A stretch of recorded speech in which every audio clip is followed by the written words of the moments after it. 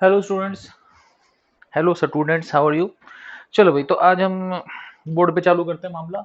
ठीक है, तो मैंने बोर्ड खुद ही लगाया है, मैं खुद ही सब कुछ कर रहा हूँ, इंजीनियरिंग वगैरह। और बस मुझे देखना है कि आप लोग मुझे एक बारी रिव्यू दे देना कि चीज़ें कैसी हैं। थिंग्स आर फाइन और थिंग्स आर नॉट फाइन।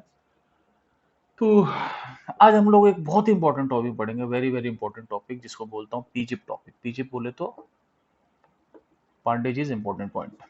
और इस टॉपिक का ये एक थ्योरम, इसको बोलते हैं work energy theorem.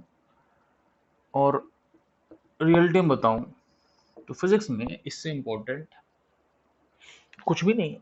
This is the most important topic in physics. अभी है क्या है, ये ऐसा कहता है कि जैसे मान लो बॉडी पे कई सारे फोर्सेस हैं, तो sum of work done by all forces.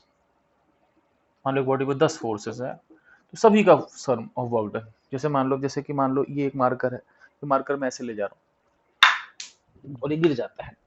ठीक है, तो जब मैं इसको ऐसे ले जा रहा हूँ तो एक्चुअली ये फिसल नहीं रहा, क्योंकि फ्रिक्शन है, एक नॉर्मल है, mg है, हो सकता है एयर रेजिस्टेंस है, सब बहुत सारे फोर्सेस। तो sum of work done by all forces is equal to work done by net force. सभी फोर्सेस का वर्क डन और नेट फोर्स का वर्क डन, अब इन सबका एक रिजल्टेंट निकाल लो, उसका वर्क डन, ये चेंज इन काइनेटिक एनर्जी के बराबर हो। चेंज इन काइनेटिक एनर्जी मतलब final kinetic minus initial kinetic energy. Final half M we square, initial half M we square. We final velocity, you initial velocity आपके पास। ठीक है, अब ये दोनों बराबर होते हैं। ठीक है, तो ये हम प्रूव करते हैं। तो हम एक बॉडी ले लेते हैं, मान लो उस पर कई सारे फोर्सेस हैं, F1, F2, F3, F4, कोई भी रैंडम फोर्स ले ली। मान लो बॉडी कुछ इधर चल रही है, ठीक है ना। ऐसे मैंने कई सारे फोर्सेस ले लिए इस पे। अब क्या हुआ कि सभी फोर्सेस का वर्क डन कितना होगा भाई, कुछ पहले का वर्क डन, कुछ दूसरे का work done, and so on. अब पहले का वर्क डन कितना होगा, F1 डॉट डी एस। दूसरे का वर्क डन क्या होगा, F2 डॉट डी एस। तीसरे का एंड सो ऑन। अब इसको हम लिख सकते हैं F1 plus F2 dot dot dot D S. समझ रहे हो? समझ रहे हो? बेसिकली ये हो गया F1 dot D S plus F2 dot D S. इसी चीज को हम ऐसे लिख देते हैं। अब अगर मैं इन सबको जोड़ दूं तो ये हो जाएगा मेरे पास F net dot D S, क्योंकि F1 प्लस F2 सभी वेक्टर्स, सभी फोर्सेस का सम जो होगा वो नेट फोर्स आ जाएगा। तो ये F net dot D S क्या है, ये basically work done by net force. ठीक है, तो हमने पहली चीज क्या सीखी कि सभी फोर्स का वर्क डन या नेट फोर्स का वर्क डन दोनों आपस में सेम रहते हैं। ठीक है, बहुत सिंपल चीज है। पॉज करो, लिख डालो, आगे चलते हैं। अब एक काम और बचा कि हमको ये प्रूव करना है कि चेंजिंग काइनेटिक एनर्जी के बराबर होता है। Let's see how it can be done.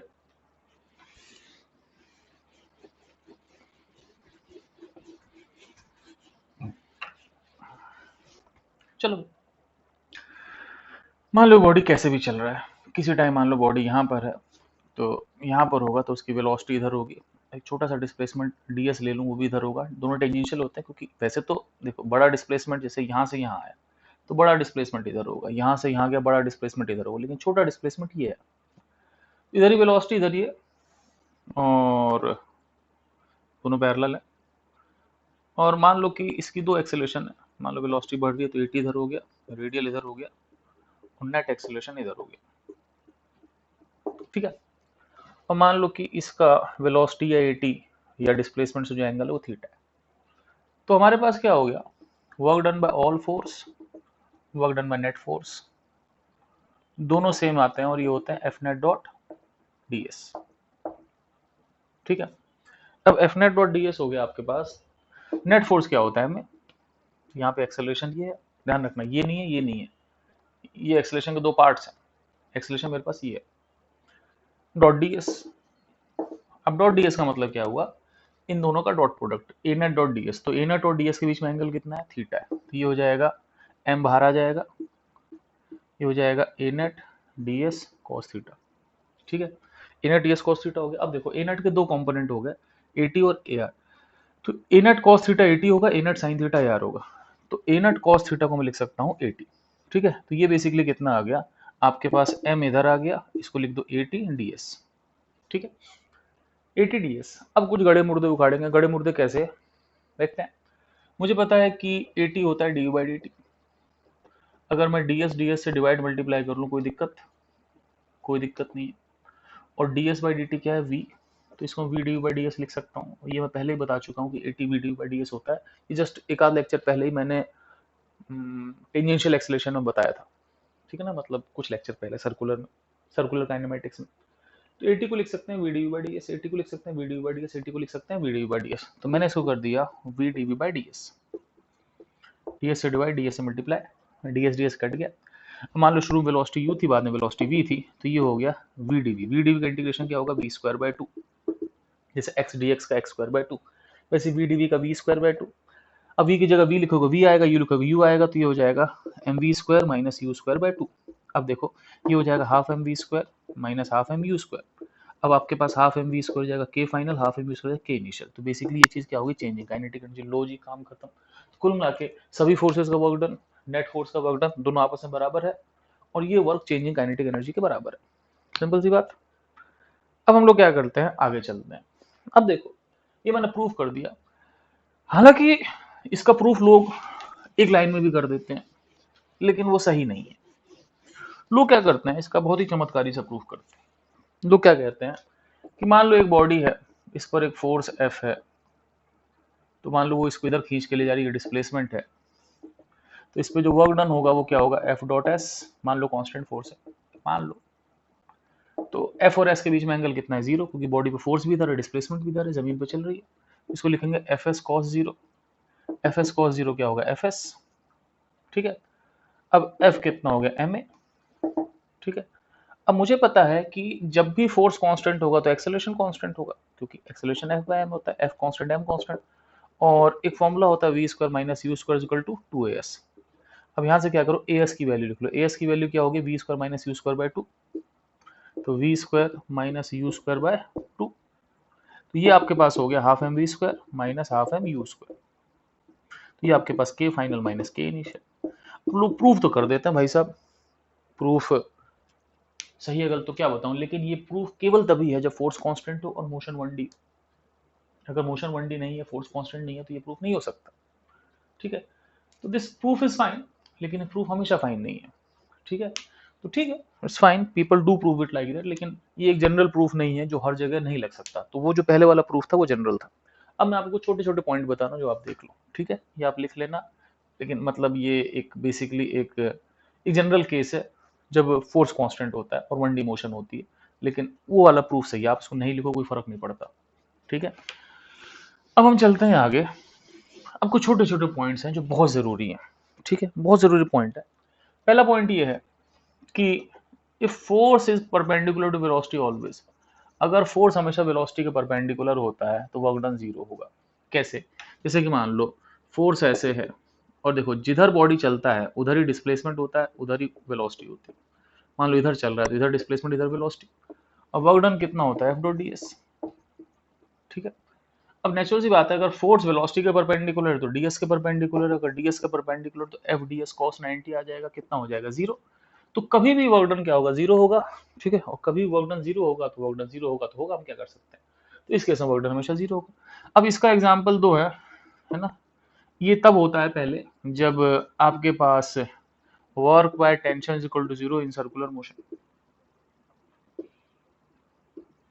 इसका पहला एग्जांपल है कि मान लो कोई चीज सर्कुलर मोशन में चल रही है, ठीक है। अब सर्कुलर मोशन में कोई चीज चल रही है तो बेसिकली क्या हुआ, टेंशन इधर है, वेलोसिटी या डिस्प्लेसमेंट इधर है, टेंशन इधर है, वेलोसिटी या डिस्प्लेसमेंट इधर है, ठीक है। तो ठीक, तो इस केस में क्या होगा, कभी भी टेंशन और डिस्प्लेसमेंट या टेंशन और वेलोसिटी के बीच में एंगल 90 डिग्री। इस केस में टेंशन कोई काम नहीं कर रहा, ठीक है ना, टेंशन सीरियसली कोई काम नहीं कर रहा इस केस में। ऐसे ही, लेकिन ध्यान रखना यहां काम नहीं कर रहा। इस केस में जैसे मान लो एक रस्सी है, अब उसको ऊपर, एक चीज को ऊपर ले जा रही है, तो उस केस में क्या है कि उसकी वेलोसिटी या डिस्प्लेसमेंट ऊपर है, तो इस केस में टेंशन का वर्क डन जीरो नहीं होगा, ठीक है ना। क्योंकि देखो टेंशन भी ऊपर, डिस्प्लेसमेंट ऊपर, तो टी एस कॉस जीरो होगा। तो कुछ टी है, कुछ एस है, तो कुछ होगा वर्क। बी पार्ट की बात करते हैं। Work by normal is equal to zero on static surface. किसी भी स्टैटिक सरफेस पे जो नॉर्मल का वर्क होगा वो जीरो होगा। कैसे, मैं समझाता हूँ। जैसे मान लो ये सरफेस है और सोचो नॉर्मल इधर है, अब नॉर्मल इधर है, अब वो चलेगा तो टेंजेंशियली, तो उसका जो डिस्प्लेसमेंट या वेलोसिटी होगा वो ऐसे होगा। तो इनके बीच में एंगल कितना है, जीरो। वैसे ही सोचो नॉर्मल इधर है, डिस्प्लेसमेंट इधर है, यहाँ भी वर्क डन जीरो।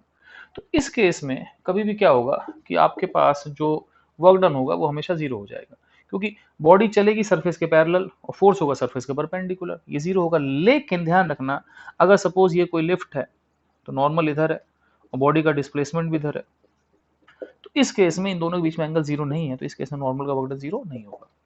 सिंपल। तो जब भी स्टैटिक सरफेस होगी नॉर्मल का वर्क डन जीरो होगा। इसी तरीके से जब भी आपके पास एक सर्कुलर मोशन होगी, है ना, जब भी सर्कुलर मोशन होगी तो उस केस में टेंशन का वर्क डन जीरो होगा। ठीक है, और छोटी छोटी बातें सीख लेते हैं।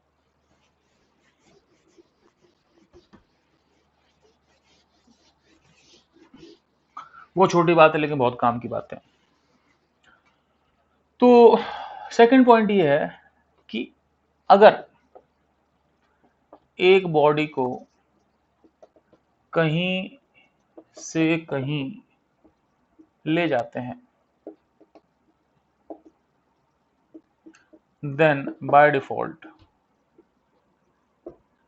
u बराबर v बराबर के इनिशियल बराबर के फाइनल बराबर डेल्टा के बराबर जीरो होगा। ठीक है, सॉरी अगर आपको देवनागरी लिपि यानी कि हिंदी समझ नहीं आती तो मैं कुछ नहीं कर सकता। ठीक है ना, समझ के आओ। ठीक है भाई। अब अगर मैं कहीं से बोलूं कि सपोज एक ट्रेन आपको दिल्ली से बॉम्बे ले जाती है, तो इसका मतलब ये हुआ कि ये दिल्ली है, ये मुंबई है। ठीक है, तो इसका मतलब ये होगा ट्रेन यहाँ पे रुकी होगी, आप इसमें चढ़ोगे, ट्रेन यहाँ रुकी होगी, आप इसमें से उतरोगे। इसका मतलब ये बिल्कुल नहीं है कि ट्रेन दिल्ली पे 100 मीटर पर सेकंड की स्पीड से आएगी और आप एकदम तैनात खड़े होगे और आपका दोस्त आपको फटाक से उसमें फेंक देगा, यू बराबर 100। फिर ऐसे मुंबई से ट्रेन गुजरेगी, ट्रेन 120 पे गुजरेगी, आप सीधे उसमें से कूद मारोगे, ठीक है, और आप ऐसे लुढ़कते हुए सीधे अपने घर पहुंच जाओगे 2 किलोमीटर दूर। तो ऐसा नहीं होता, वो दिल्ली से उठाएगी मुंबई पे छोड़ेगी। तो ले जाने का मतलब यहाँ से यहाँ कि यहाँ भी जीरो है और यहाँ भी जीरो है।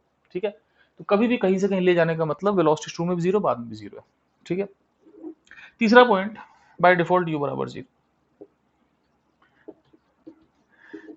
ठीक है, अगर नहीं दे रखा तो मान के चलते हैं इनिशियल वेलोसिटी जीरो है, ऐसा नॉर्मल चलता है। ठीक है, कोई दिक्कत नहीं है। अब दो चीजें और बची, मैं इसको मिटा रहा हूं, लिखते चलो आप साथ साथ। ठीक है, अगली चीज है स्लोली। ये वर्ड बहुत यूज होता है फिजिक्स में, slowly. A body is taken slowly from A to B. Slowly means v बराबर a बराबर k इज ऑलमोस्ट जीरो बराबर एफ नेट बराबर ऑलमोस्ट जीरो। मतलब समझना, अगर मैं बोलूं कि इस चीज को मैं ए से बी स्लोली ले गया, स्लोली का मतलब कि वो यहां से जा रहा है तो ऐसे चल रहा है।